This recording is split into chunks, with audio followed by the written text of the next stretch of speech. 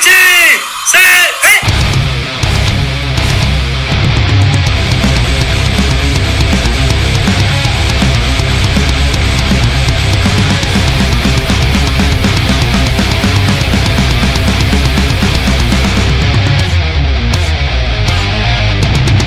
going on, football fans? This is me, your boy Larry, inviting you to join myself, Callum Reynolds, Mike Pat, and John Felipe for one of the most electrifying football shows you have ever heard.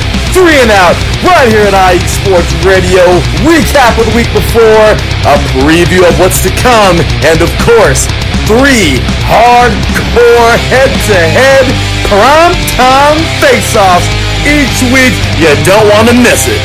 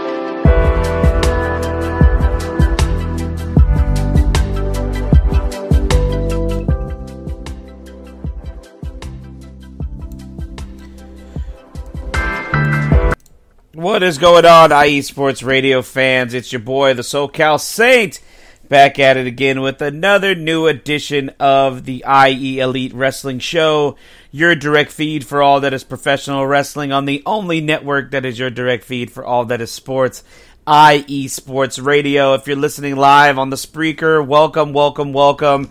If you're listening later on the download on Apple Podcasts, on iesportsradio.com, I do appreciate it. If you're listening later on YouTube, also thank you again for subscribing. Check us out. Please check out our website at iesportsradio.com. Follow IE Sports Radio on Twitter. That's the main hub for all of the shows that are affiliated with the network. It's at IE Sports Radio. And you can follow me and my Twitter feed for the IE Elite Wrestling Show. That's at IE Elite Pod. Yes, that's at IE Elite Pod. I'm your boy, the SoCal Saint. And we got a lot to talk about. It's a lot more news, so we have to review certain events like we did last week, where we had 3 pay-per-views in one weekend where we had to talk about. But we got a lot of wrestling news, some of it entertainment-wise, some of it specifically for the wrestling news. For the companies itself. So let's jump right in, guys. If you're excited like I am about the upcoming release of AEW Fight Forever, the video game that is finally dropping, the very first video game from All Elite Wrestling that has been talked about since the creation of All Elite Wrestling. That was one of the first things that was talked about by one of the executive vice presidents, of course, Kenny Omega, the best bout machine, former AEW World Heavyweight Champion. He is a huge gamer. That's no secret. If you're a fan of Kenny Omega's, you know video games are a huge passion of his, as well as professional wrestling. And so he took it upon himself when he created the AEW Games division, and he is the head of that division. And he made a deal with THQ Nordic and Yux, who used to be the creators of the WWE games back in the day, a lot of big games that Yucks was a part of. In my, back in my day, I sound like an old man. Back in my day, back in my youth was the SmackDown series. WWF SmackDown, WWF SmackDown 2, Know Your Role, which is still a classic. Just Bring It. WWF SmackDown, Shut Your Mouth. WWF SmackDown, Here Comes the Pain. You get the picture. Those are some great games from back in the day. But the model and the oversight, the idea for this AEW game is to mirror the classic games from the N64. If you had an N64 growing up, or if you still have one like I do, the games that were classic for wrestling back in the day during the time of the N64, anybody listening out there, I'm sure it already comes to mind, would be WCW NWO Revenge, WWF WrestleMania 2000, and of course the classic WWF No Mercy, a more arcadey style, but just overall fun style of professional wrestling game, and that is what AEW Fight Forever is aiming for. And they actually have gone like backwards in time and redeveloped that game engine. I believe it's called the Aki engine to be the producer of this game. So it should bring back a lot of those memories from that time. Playing SmackDown, playing WCW and NWO Revenge and WWF No Mercy. With that said, I know I've already talked about it. The release date is upon us. We are in the month of June now, and at the end of this month, it will release on June 29th.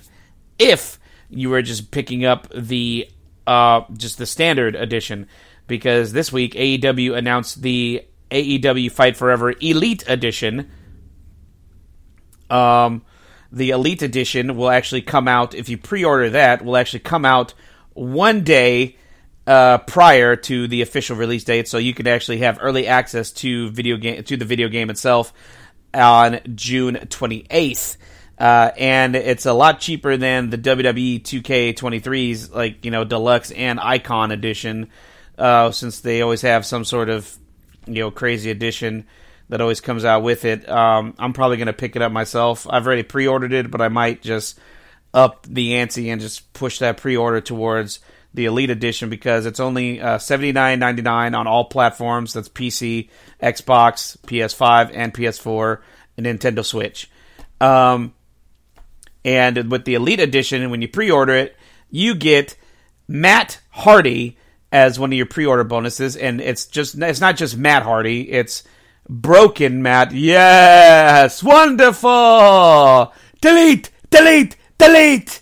Yes, Broken Matt Hardy and Hardy Boys Matt Hardy are the pre-order bonus for the Elite Edition, and the DLC that comes with it in the following months will follow as FTR, the AEW Tag Team Champions, Cash Wheeler and Dax Harwood will be added to the game, with some mini games added to the game as well, following with another pack which will feature the Bunny and Keith Lee, and some more mini games. And then finally, we will get the Danhausen and FTW champion Hook with more mini games. And the developers for the AEW Fight Forever game have stated that there will be seasonal releases for the video game, because the way that Kenny Omega described it, he wants this game to be the something that can be built upon year after year, instead of having to make new editions of the game every single year like WWE does with its 2K series. So they're taking a much different approach to video games than WWE is, whereas you only have to make one purchase that continues to be updated as time goes on. Apparently, that's the idea. So we'll see if they stick to that model, but that's cool. If you want to get early access and play the game a day earlier than the national release, then pre-order the AEW Fight Forever Elite Edition. Just wanted to throw that out there, guys. Let's get into some more wrestling news. We'll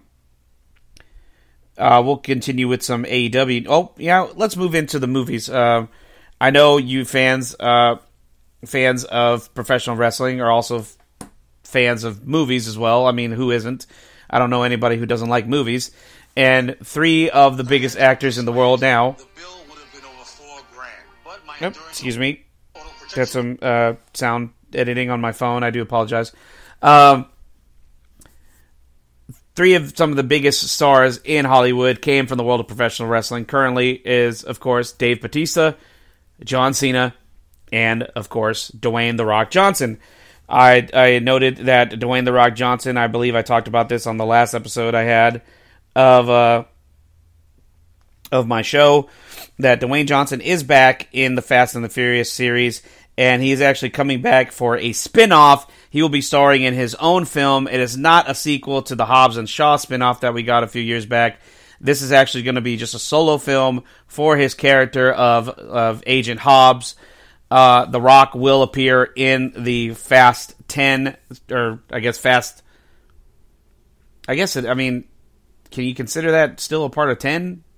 If it's, well, I don't, possibly. I haven't seen it yet, so I guess it's a continuation, unless it's 2 new movies, but whatever the case is, Rock will appear in Fast 11 and Fast 12, or Fast 10 Part 2 and Part 3, as well as his own solo spin-off film. Just thought I'd throw that out there. If you're a fan of the Fast and the Furious series and a fan of The Rock himself. Some WWE news. The newest WWE PC class has been announced. These are the newest trainees that have been recruited and signed by the WWE to the Performance Center to train to become the next stars of professional wrestling. Here, and they follow. There are 9 talents here. Ezekiel Bulagun. He is 6'6", 226 pounds, Nigerian-born multi-sport athlete from the University of North Florida. Vlad Pavlenko, a multi-time All-American athlete with a degree in engineering from Iowa State, known for his hammer throw and was a finalist in the 2021 U.S. Olympic Trials. Hunter Smallback, former Division I defensive end football player from Stetson University, outdoorsman from Orlando. Coy Wayner, 6'4", 235 pounds, former Division I tight end football player from the University of Wisconsin-Madison. Oh, wow, I'm going to butcher this first name. I do apologize. Adrizes. Oh, God, I'm butchering this name. I do apologize, guys.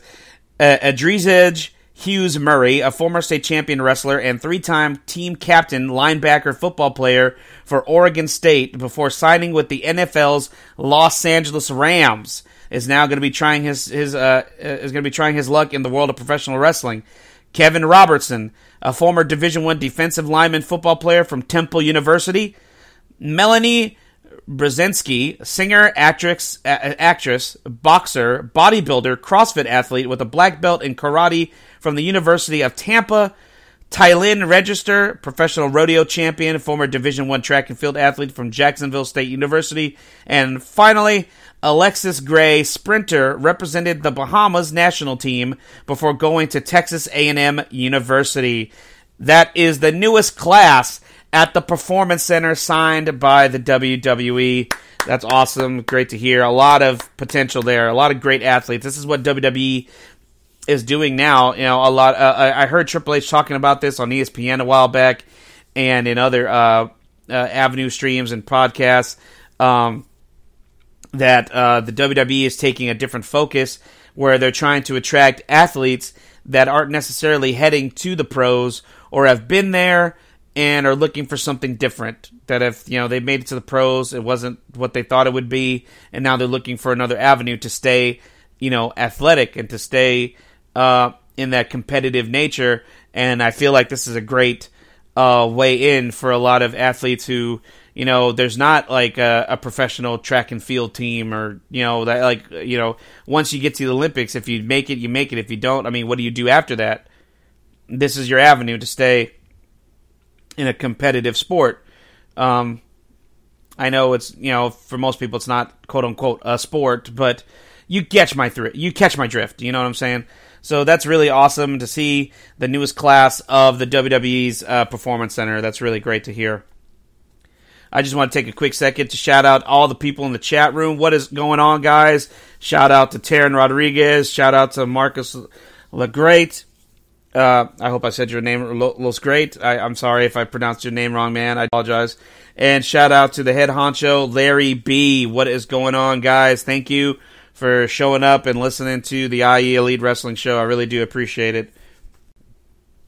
We got some bummer news on. I love how I always transition from like something like positive to something negative.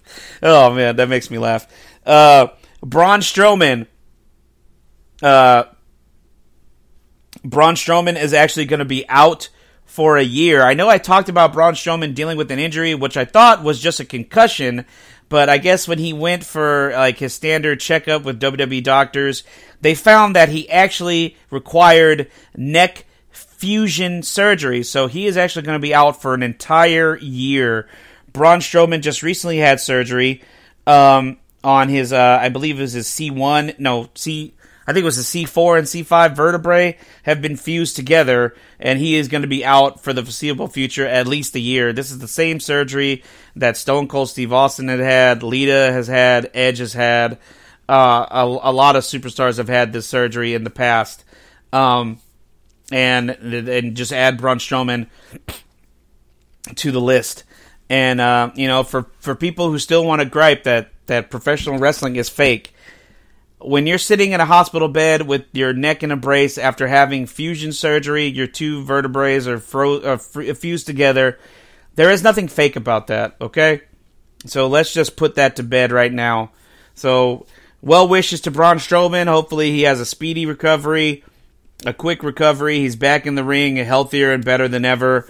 It's really unfortunate for him to have such a terrible injury so early into his return to the WWE. At least he got to be a part of a great WrestleMania match this year before this injury happened to him. So I mean, it really sucks when somebody goes down, especially in the prime of their career, but hopefully he'll be back and better than ever, and hopefully sooner than ever too. Some more WWE news here on the docket.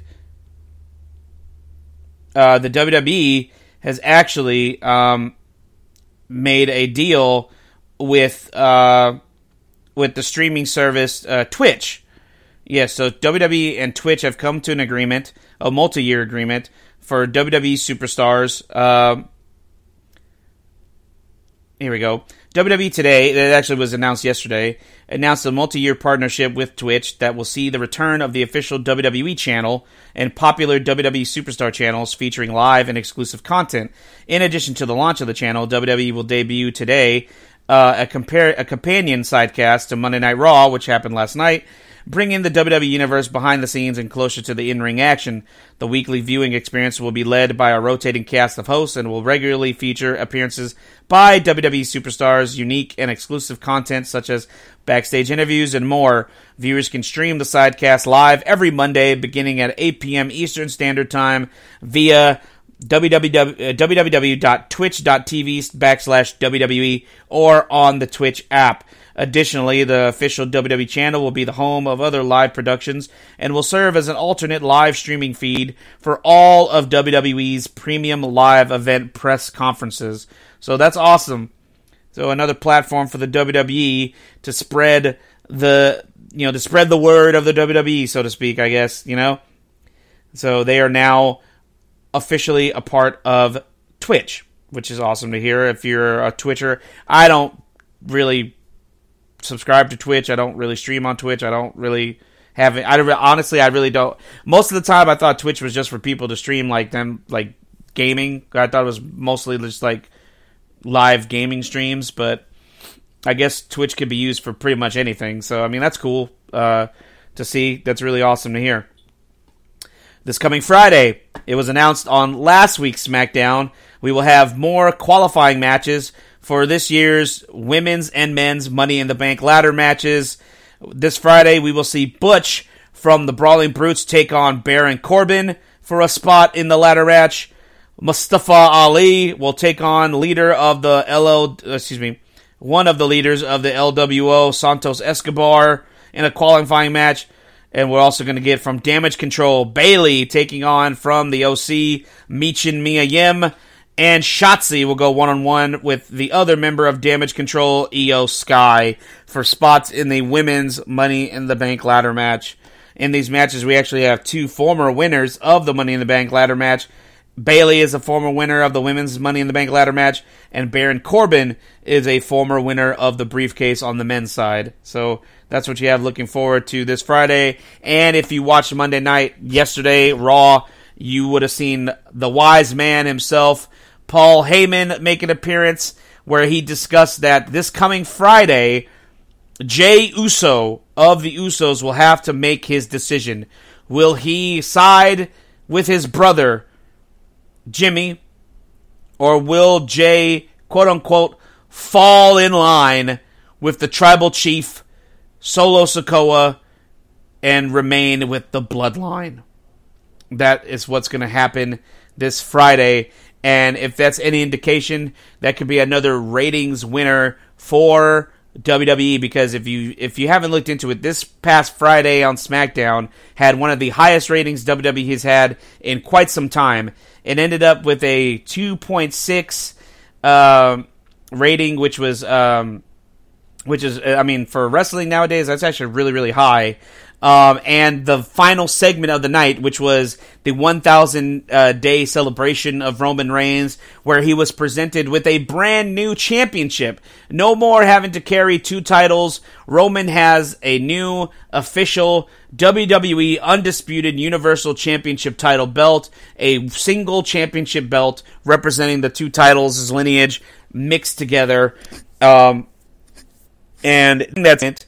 The Usos came out, and the family drama played out where Solo Sikoa appeared to take sides with his older brothers, Jimmy and Jey, the Usos, just to turn his back on Jimmy and strike him with the Samoan spike. Roman,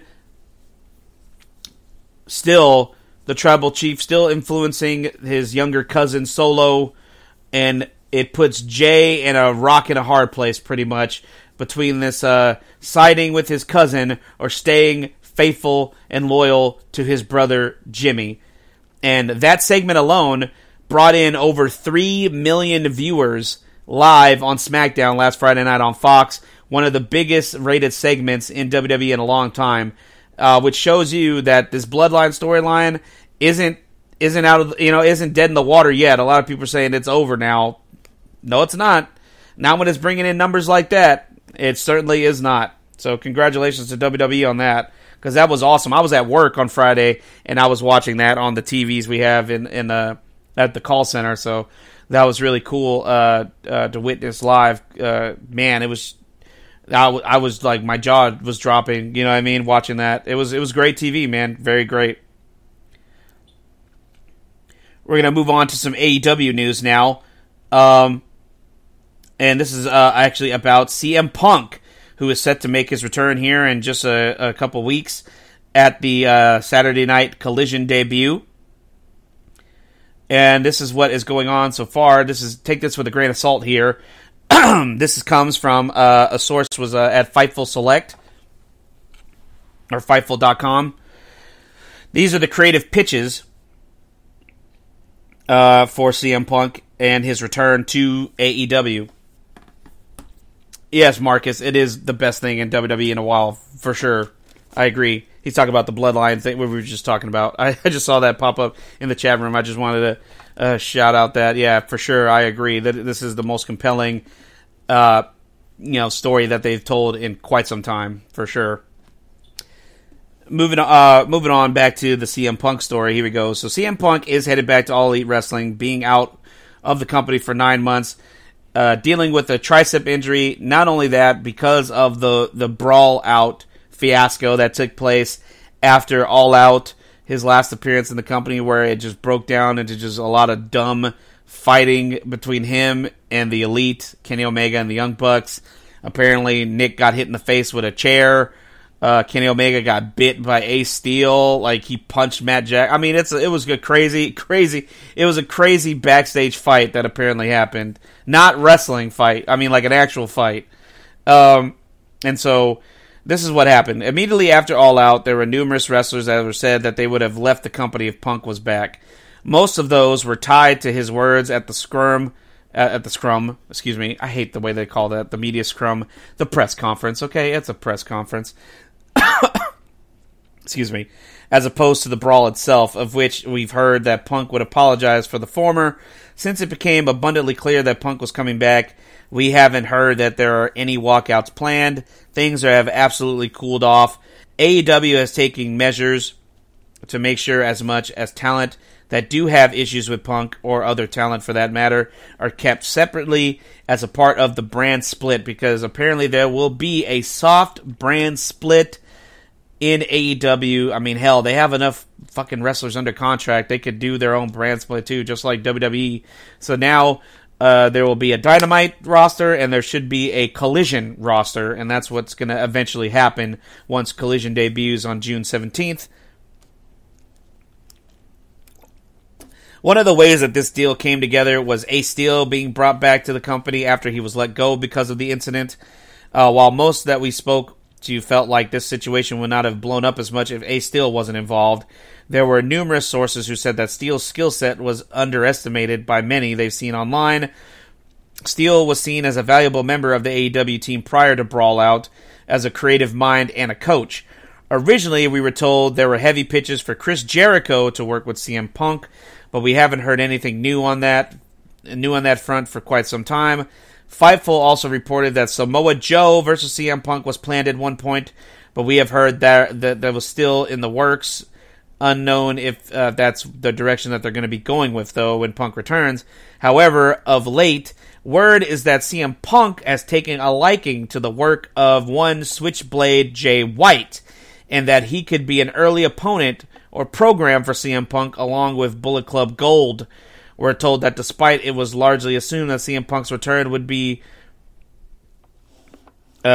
have been the May 31st announcement by Tony Khan, almost no one was outright told that prior, but that is what happened. Tony Khan officially announced that Punk was back on May 31st at Collision on June 17th, so that's what to look out for. So I guess they could either go with the direction of CM Punk versus Samoa Joe, which would be an awesome callback to their days in Ring of Honor way back in the day, in the early 2000s. They had some classic matches, 3 classic matches. Those guys could go an hour and leave it all in the ring at a dead-ass draw. No winner, just beating the hell out of each other and putting on a great match.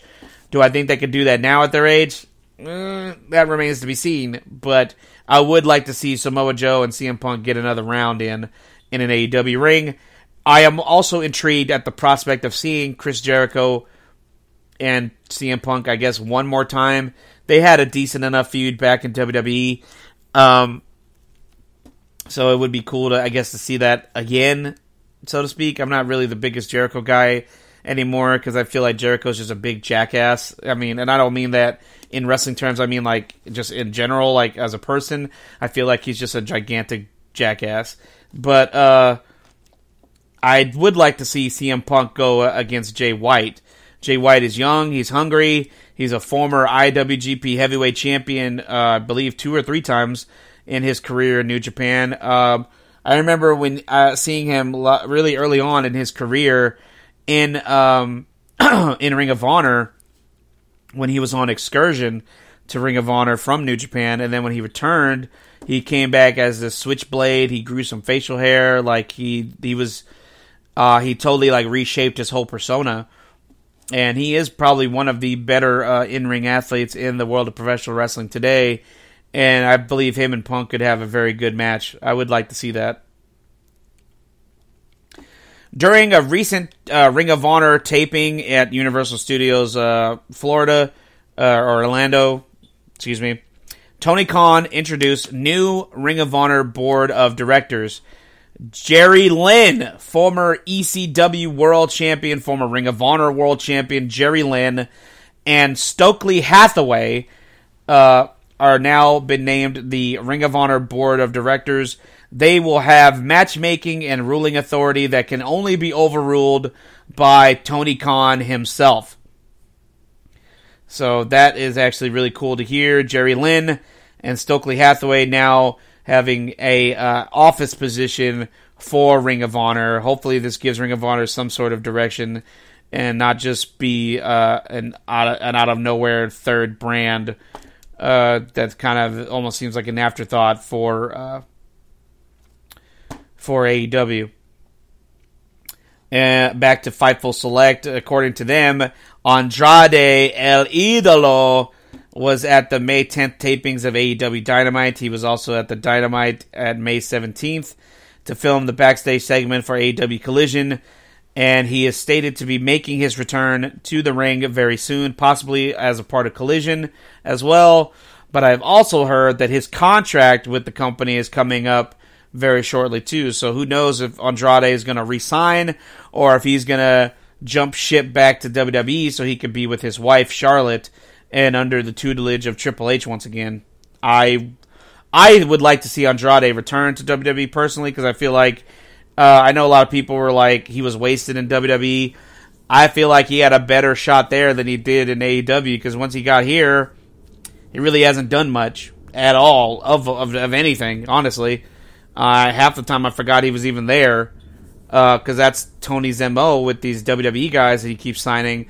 He plays with them for a little while, then he gets bored and moves on to the next toy. You know what I'm saying? Like,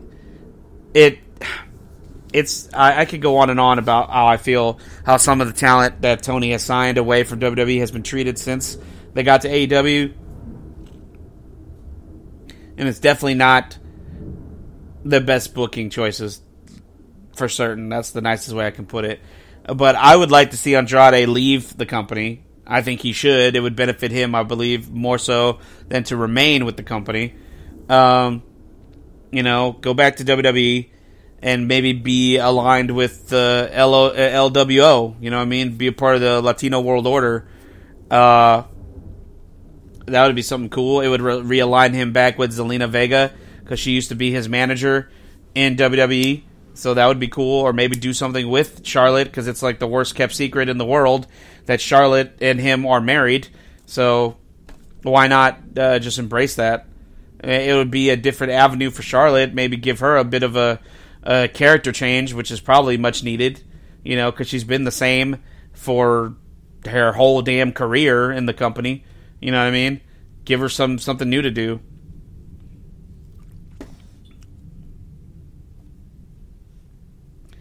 To New Japan Pro Wrestling, guys, we have 2 title matches that have been officially confirmed for NJPW Strong Independence Day. NJPW Strong makes its Japan debut with Independence Day events at Kurigan Hall in Tokyo on Tuesday, July 4th and Wednesday, July 5th. Night 1 will see TJP and Francesco Akira defend the IWGP Junior Heavyweight Tag Team titles against Clark Connors and Dan Maloney. And on night 2, Eddie Kingston of AEW will challenge Kenta for the NJPW Strong Openweight Championship. So that is going to be a great match. I would like to see Eddie Kingston and Kenta get it on. That's going to be a good one. NJPW Strong was mostly set here in the United States. They're finally going to be hitting it overseas for their own events at Kurigan Hall. So that's actually good to see that NJPW Strong is going to be headed to the land of the rising sun to make their debut. Woo! We're going to take a short little break. I'm a little winded. We're going to take a short little break, guys, and we'll be back with the entrance, because it was just announced by New Japan Pro Wrestling. The entrance, the competitors. That's the best way to put it. The competitors for this year's G1 Climax. It is the G1 Climax 33. It's the 33rd G1 Climax tournament. And these are the participants, but we're going to be back with that here after this short little break.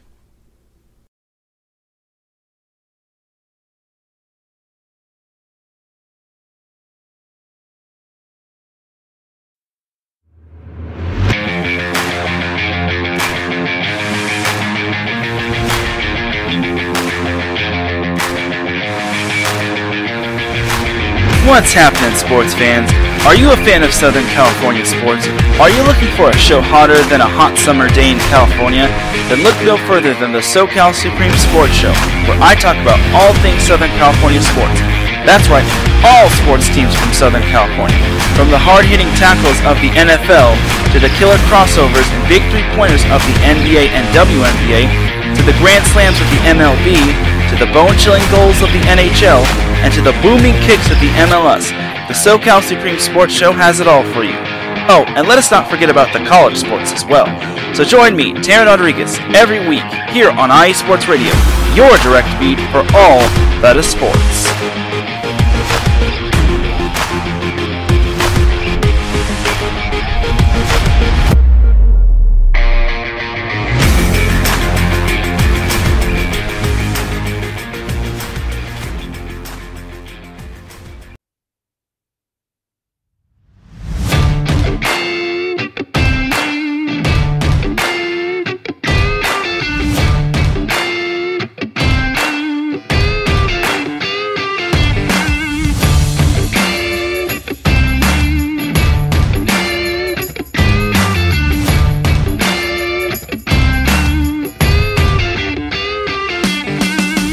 What is up, ladies and gentlemen? This is your host, Beantown Brandon from Titletown Sports, right here on the greatest, and I mean the absolute greatest podcast team right here on IESR Sports Radio. That's right. Come join me every Wednesday at 9 p.m. Eastern Standard Time, live from the greatest city on earth, Boston, Massachusetts, here to talk about all things Boston sports.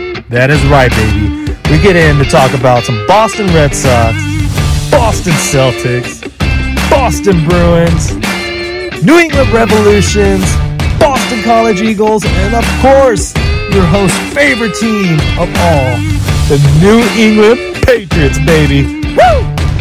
That's right. Come join your host, Beantown Brandon, and let's relive all the glory days of the past, all the great championships that we've endured, all the horrible, heartbreaking losses that even yours truly chooses to forget. So you know what? Grab an ice cold Samuel Adams. Come with me to Faneuil Hall as we go pick up that lobster roll we've been craving earlier in the week. Let's get some clam chowder, warm ourselves up to some Titletown sports. Any way you like it, we're gonna have a blast. So you know what to do. Join your host, Beantown Brandon, every Wednesday at 9 p.m. Eastern Standard Time, coming at you from the home and the heartland of Boston, Massachusetts, to represent your New England and Boston sports. Weekly, right here on Titletown Sports, IE Sports Radio, your direct feed for all that is Boston sports. See you there.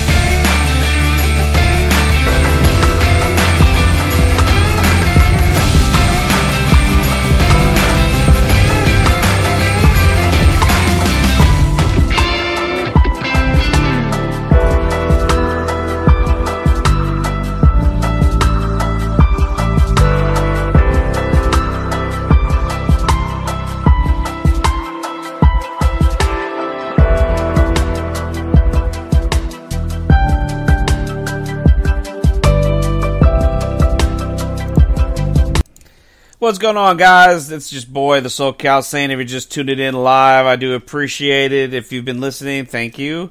If you're listening on the download, also thank you. On YouTube, thank you. This is the IE Elite Wrestling Show, of course, your direct feed for all that is professional wrestling on the only network that is your direct feed for all that is sports, IE Sports Radio.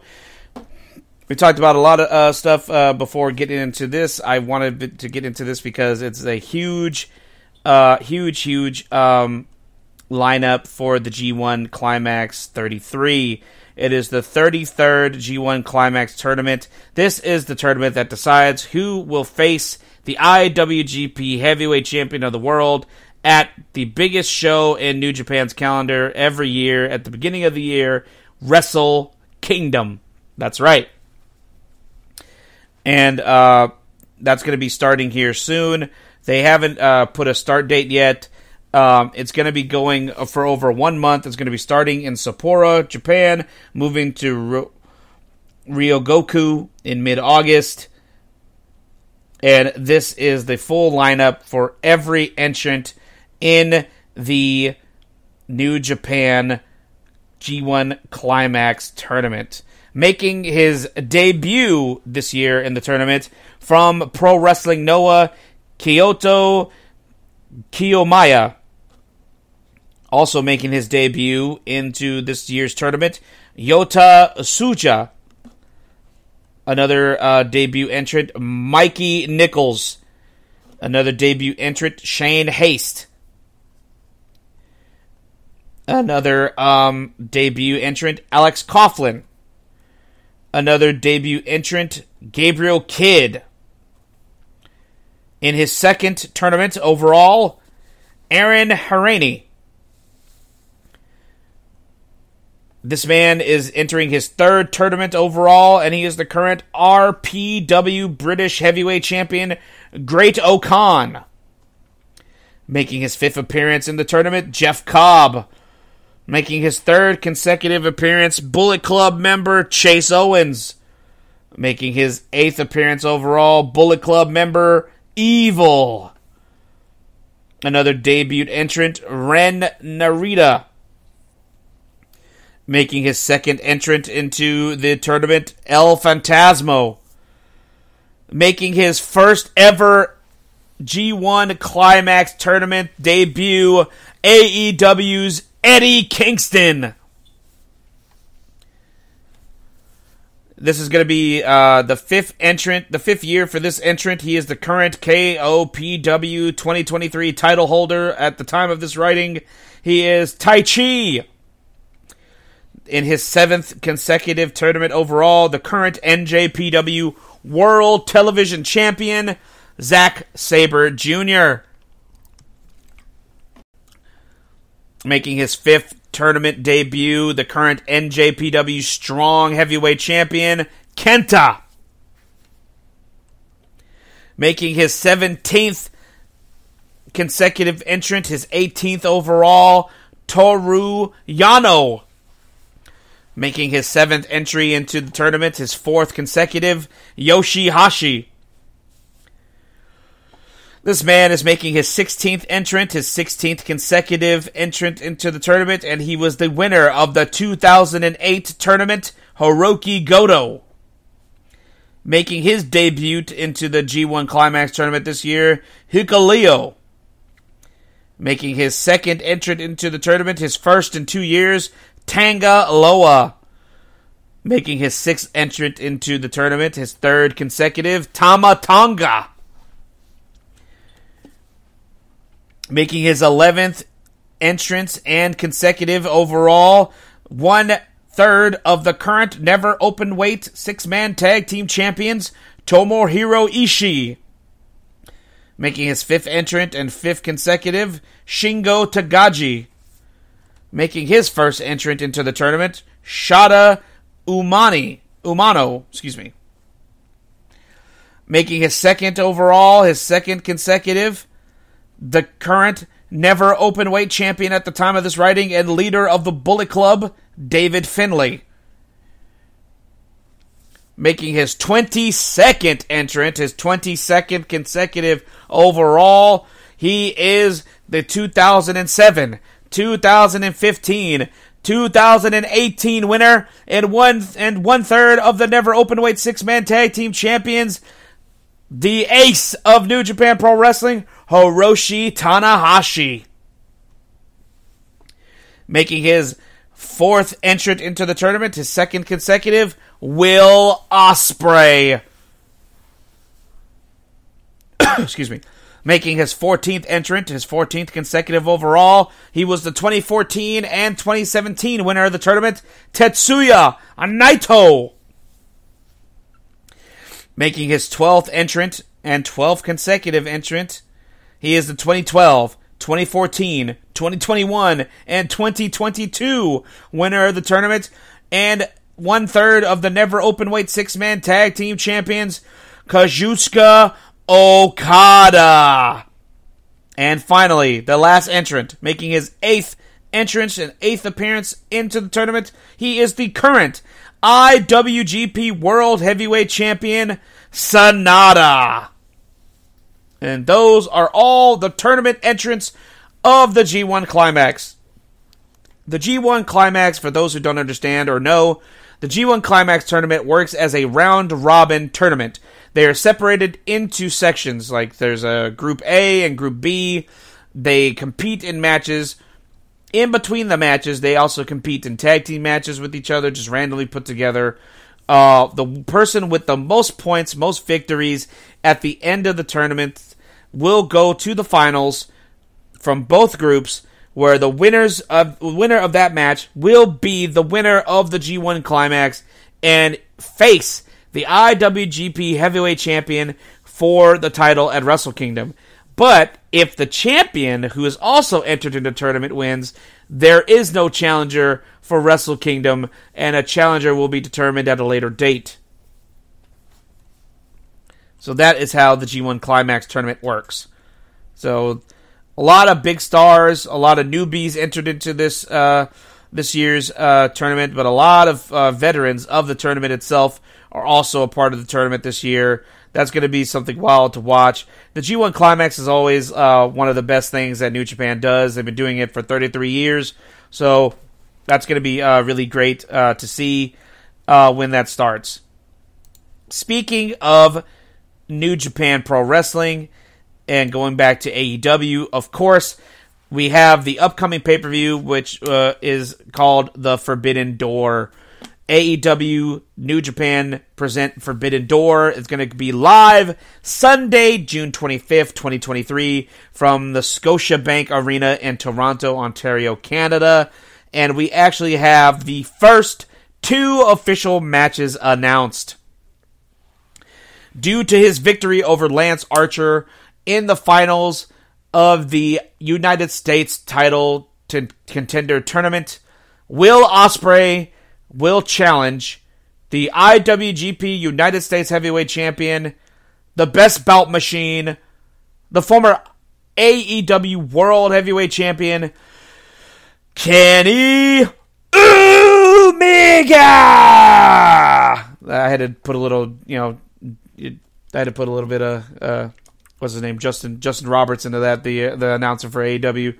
Kenny Omega, Will Ospreay are set to have a rematch from Wrestle Kingdom. Can they follow that epic match they had at Wrestle Kingdom, that 6-7 star match they had at Wrestle Kingdom this year, with another banger in Kenny's backyard of Toronto? That is going to be awesome to see, and it's going to be for the IWGP United States title. Another match that was announced, made official just today, based on a challenge that was laid out to him via satellite video at Dominion. It will be for the first time ever. And this match I am so very excited to see. I am so very excited to see this. I may actually shell out the money to watch this pay-per-view just for this match alone.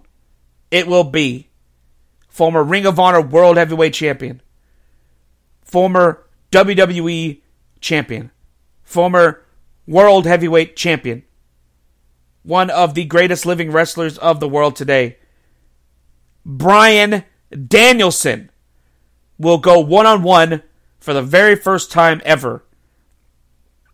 Former multi-time IWGP Heavyweight Champion of the world, current 1/3 of the never openweight 6-man tag team champions, the Rainmaker, Kazuchika Okada. Oh, man. Danielson, Okada, a match we thought we would never, ever see, is finally going to happen at Forbidden Door 2, live in Toronto, Sunday, June 25th.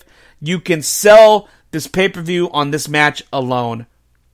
If you're a fan of strong style wrestling, of two guys just going in there and beating the literal piss out of each other, that is what this match is going to be. The Rainmaker and Bryan Danielson, the American Dragon versus the Rainmaker, Danielson versus Okada. This is the match that sells this pay-per-view.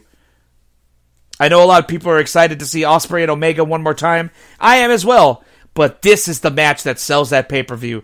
For the first time ever, Danielson and Okada. If you're a fan of Japanese professional wrestling, if you're a fan of just professional wrestling in general, this is a match that is must-see. This is a dream match, and there's not that many left to be had in this world of professional wrestling that we're currently in. But this is it. This is a big one. I am really excited about this. I cannot wait for this match, for this show. Danielson and Okada is going to be a hell of a match. If this doesn't main event the pay-per-view, I would be shocked. But I seriously hope that this is the main event match, because it deserves as such. It's that big of a deal for pure wrestling fans, for fans of Japanese wrestling, for fans of hard-hitting catch-as-catch-can style wrestling that Bryan Danielson is known for. That is the selling point for this pay-per-view.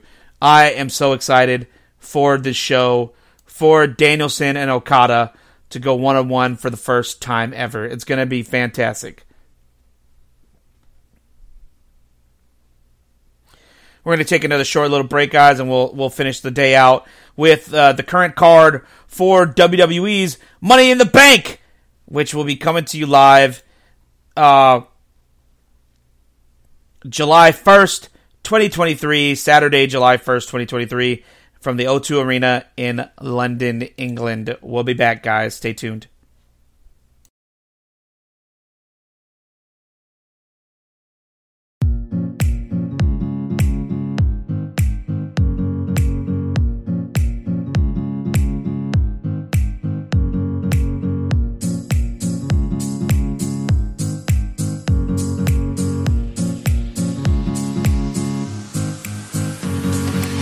Hey there, sports fans.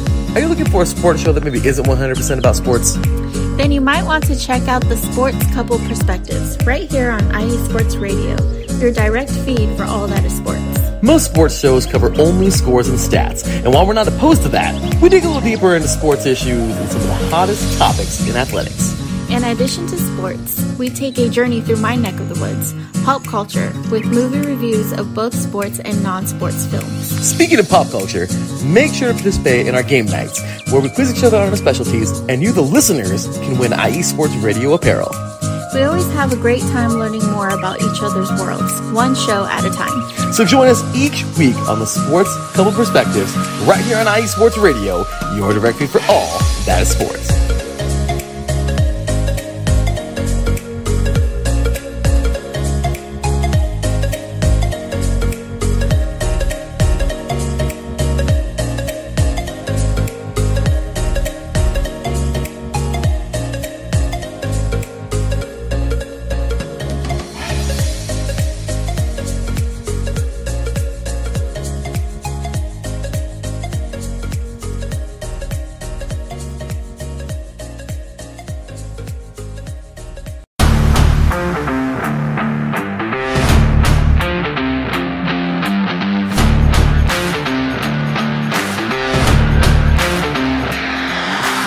What's good, fight fans? It's your boy, Marcus Los Great, here to give you what you want, here to give you what you need. Yeah, man. Yeah. I'm coming to you live, straight from your mama's basement with a crispy, awesome white tea. We are coming to you live every Tuesday at 10 p.m. Eastern Standard Time. Powered by IE Sports Radio, your direct feed for all that is sports.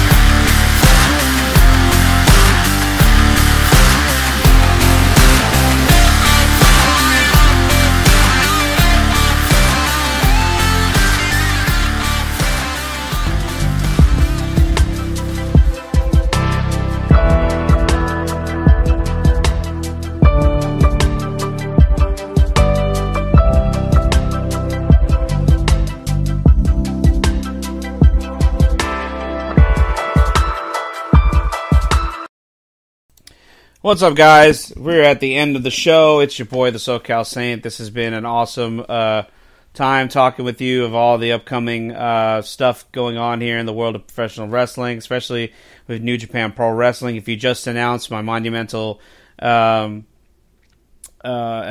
that Kazuchika Okada of New Japan Pro Wrestling will be taking on Bryan Danielson at AEW New Japan Forbidden Door for the first time ever, as well as we're getting a rematch from Wrestle Kingdom. Kenny Omega defending the IWGP US title against Will Ospreay. So that should be two great matches there. Before we end today's episode, I just wanted to get into a little bit of Money in the Bank. Money in the Bank is WWE's next big premium live event, which will be taking place live streaming on Peacock. Of course, if you haven't had Peacock, I tell everybody every episode, it's $5 a month. It's really, you barely even notice it being taken out of your account every month because it's so cheap. And this is how you get to see all the premium live events on Peacock. And that's going to be Saturday, July 1st at the O2 Arena in London, England. This will actually be the first Money in the Bank pay-per-view to ever be held outside of the United States. And it's actually the first major event to be held in London since Insurrection in May 2002. So yeah, that's really crazy to think, because I know that's a big market for WWE. The fact that they don't do more pay-per-views out there is kind of like mind-boggling to me. But these are the matches so far that have been announced. Of course, the men's Money in the Bank ladder match with these participants already confirmed for the event. Winning their qualifying matches. Ricochet versus Shinsuke Nakamura versus L.A. Knight. Yeah! And upcoming will be the winners of the matches this Friday, of course. Santos Escobar taking on Mustafa Ali, and Butch taking on Baron Corbin. The winners of those matches will also qualify for the match. And apparently Matt Riddle will be in the match as well. If he can win his qualifying match against the opponent that is yet to be named. And the women's Money in the Bank ladder match is set with these participants: Zelina Vega of the LWO, Becky Lynch, Zoe Stark, and the winners of these upcoming matches on Friday, Michin Mia Yim against Bayley, and Shotzi versus Io Sky, as well as another qualifying match yet to be determined. And if you watched last night on Monday Night Raw, we had Seth freaking Rollins defending the World Heavyweight title for the first time ever against Damian Priest. He was victorious, retaining the title, but we were left at the end of Raw with a standstill, a stare-off between the leader of Judgment Day, Finn Balor, and the World Heavyweight Champion, Seth Rollins, which I feel like they just planted the seeds for the World Heavyweight Championship match to take place at Money in the Bank. It will be Seth Rollins versus Finn Balor. I feel like that's all but confirmed. Just take it with a grain of salt, but I feel that's where they're headed with that. It will be Balor and Rollins for the title in London at Money in the Bank. Well, guys, it's been another great time talking professional wrestling. It's something I never get bored with. I love this sports, this entertainment, whatever you want to call it. I am passionate about it, and I'm glad that you tuned in with me and just let me share some of that passion with you each and every week. Please continue to subscribe to the show. Check out our official website, iesportsradio.com. Check out my official page on the website. If you haven't listened to some of my past episodes, do yourself a favor and check them out. They're all listed there. Check us out on Spreaker. Check us out on Apple Podcasts. My show is actually on there now, as well as many other shows of IE Sports Radio are as well. Check out the IE Sports Radio Twitter feed at IE Sports Radio. Follow your boy at IE Elite Pod. This has been the IE Elite Wrestling Show, your direct feed for all that is professional wrestling, on the only network that is your direct feed for all that is sports, IE Sports Radio. I'll see you guys next week. Peace.